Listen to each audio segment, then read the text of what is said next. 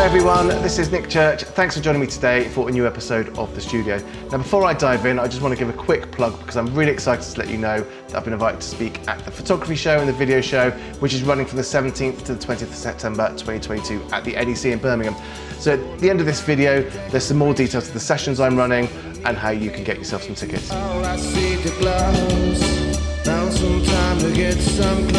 Today I'm just going to quickly run through something which certainly wedding photographers do a lot of, and I guess studio photographers and other event photographers, where you have a situation that we've got here where you've got a nice photo, one of the groom with his eyes open. Let me just zoom in there. So groom looks great there and bride has her eyes closed. In the other one, it's the other way round. And yes, you can keep shooting through that and wait until you get one that's perfect, but often when it's really bright and sunny like it is here, you can't tell on the back of the camera exactly whether you got the right option. So you take a few and you hope that they're in there, and sometimes there's not a shot that's got both of them there. So how do we fix that? It's very quick. We have to do that in Photoshop though, so we're going to just highlight these two images. Going to right click, edit in. I don't do edit in Adobe Photoshop. There's a bit of a hack here. If you go open as layers in Photoshop, it just saves a bit of time. Then what happens is you automatically get each of those two images in a separate layer, which is exactly what we want. If you just do open those images in Photoshop, you have two documents with one image in each document, and you have to then copy one of those layers over to the other documents. It's just a bit of a shortcut there to save some time. Right, so in this sort of example, it doesn't really matter which layer is on top. So if we have a look, we've got the one on top with the bride with her eyes open, and that one underneath is the groom with his eyes open. So all we have to do is we have to, before we can do anything, we have to line up these two layers. Now there's a couple of ways to do this. I'll show you the first way is just to highlight both layers, select both layers, and do auto align layers. And that very often, so leave that as auto, that will very often do a perfect job at aligning those two. So we can just check. Yeah, so it hasn't for me, and that's why, so it looks like it's lined up the building and the car rather than the couple. So let's undo that, and I'll show you the other way of doing this, which is a lot more accurate. And if you want to get it right first time, then this is the way to do it.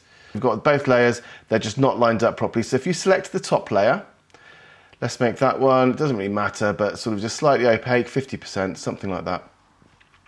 Then we go to the bottom layer. And what we want to do is move this bottom layer. So if I do Command T to go into free transform, I just want to line up those. Now, because we've got this top layer is lower opacity, we can see down to the next layer. And all we're looking to do is looking to just get our groom's face lined up in this shot. Doesn't matter about the bride, because the bride's face we're going to use from that top photo. So it's just this bottom one that we need to punch through. So that's lined up perfectly. Doesn't matter about this here. You can see this isn't lined up perfectly because I just want to get the face anyway. Okay. So that's those two layers lined up. Now I need to go back and put the opacity back to 100. And we've got closed eyes again. But now the important difference is now if I hide this top layer, you can see that the groom's eyes and face are perfectly lined up. And so I'll be able to very easily correct that now.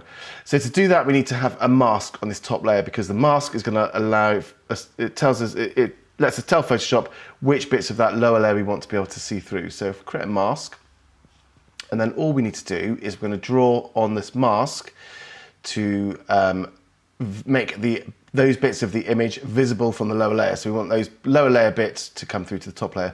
So the way masks work, for a quick recap, if you paint black into a mask, then it's completely transparent and will go through to the bottom layer. White, like this, means you can't see any of the bottom layer, and any grayscale in between will do, in between those two things, you start to be able to blend them, which we don't want to do in this case because we just want to go straight through. So we want, let's say, flow fairly high. We don't want to go completely because we do want to be able to be a bit more careful about it.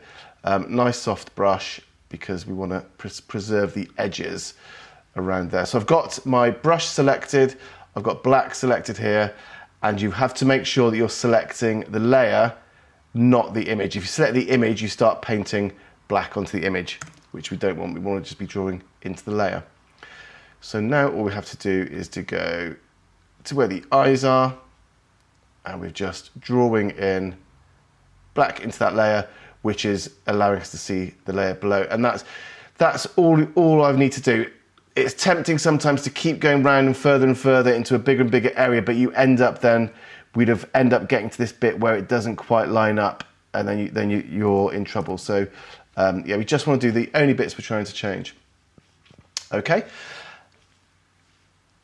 So that's that job done. Now the great thing of loading it from Lightroom, rather than just loading the images manually into Photoshop, is we now just need to close this, select save, and that does two things. It will automatically save that resulting image as a TIFF, but it will also load us back into Photoshop, back into Lightroom, and add it to your library. So there we've got the TIFF image now next to the others. So that's the TIFF, that's the one with the groom's eyes shut, and somewhere we've got the one with the bride's eyes shut. There, and the TIFF is just in the middle. So that's the one that I will add to the set, because we've got both their eyes open. Right, that's all for now, guys. Thanks for joining, but a bit more information on the sessions I'm delivering at the photography show. So there's two sessions, both are on the 18th of September 2022, so that's the Sunday. The session one is all about Lightroom workflow, so it's aimed at photographers that have got huge volumes of images, so maybe wedding photographers, event photographers, maybe studio photographers as well.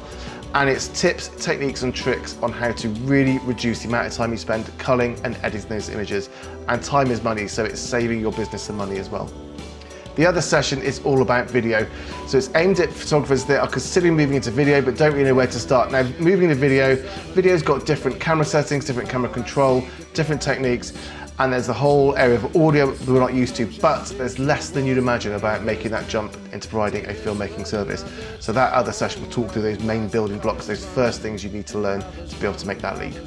All right, guys, well, I'd love to see you there. The whole show is really great. All the kit manufacturers there. So if you are into photography, it's absolutely heaven. So thanks again and talk soon.